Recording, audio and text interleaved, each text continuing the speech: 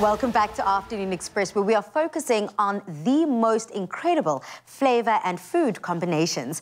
Now, whether you are a dunker or a dipper, there is no denying that cookies and milk are simply an irresistible combination. These Pride-inspired sugar swirl cookies are gorgeous, delicious, and oh so heavenly. Cookies and milk, like you said, match made in heaven. So we're about to show how to make those cookies. And as you know, with sugar cookies, the idea is never to overmix because you don't want to activate the gluten. We've already got our sugar and butter already creamed together over here. And to this, we're going to be adding our egg. My apologies. Let's go in there with our egg.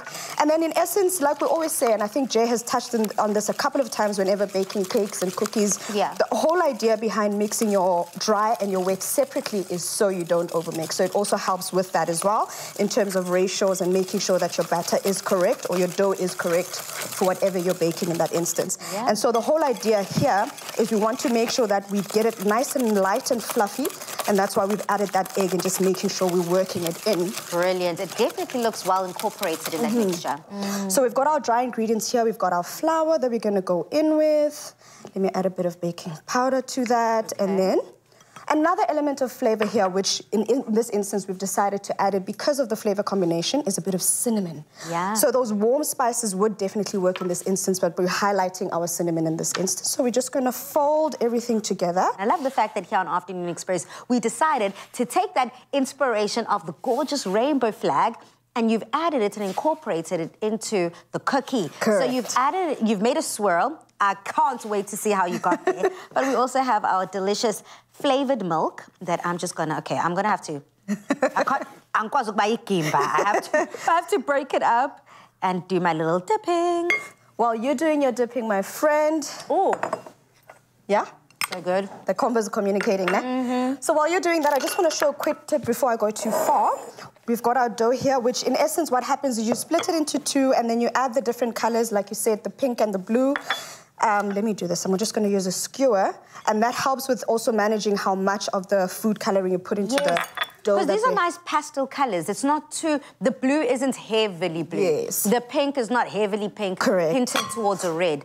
They're lovely pastel. Yes, my friend. In fact, what I want to ask you to do is, can I ask you just to go into the fridge for me while I'm still adding this and just bring us the dough that's already rolled up? Because in essence, what we did here is we took our dough and then we basically rolled it out flat, the different two colors of our dough, and we then put the one pink color over the blue color. It's in a little plastic palette that's been rolled in there. So we put the blue on top of the pink, and then what we then do is rolled it into a little log. That then forms those swirls that we've got over there. Here we go. That's another one, my friend. So that's the one dough. I want to just get out the other one for you, my friend. Here it is. Oh, one thing. Oh, I thought that was a cucumber. I know.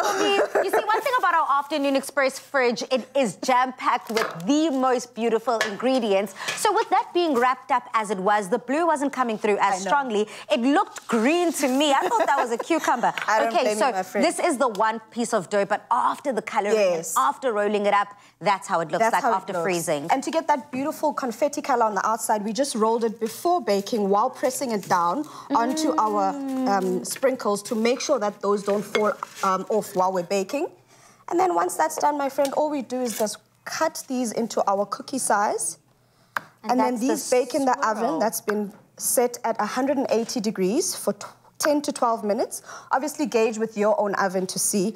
The whole idea is as soon as they start going brown at the edges, it's time to take them out because you don't want to overbake them. You still want them to have that beautiful crack when you cut into them or break into them. They look good. They taste even better. The cinnamon flavor is definitely coming through. So if you would like to get your hands on this recipe, head over to afternoonexpress.co.za. Now, let's have some fun, Mzansi.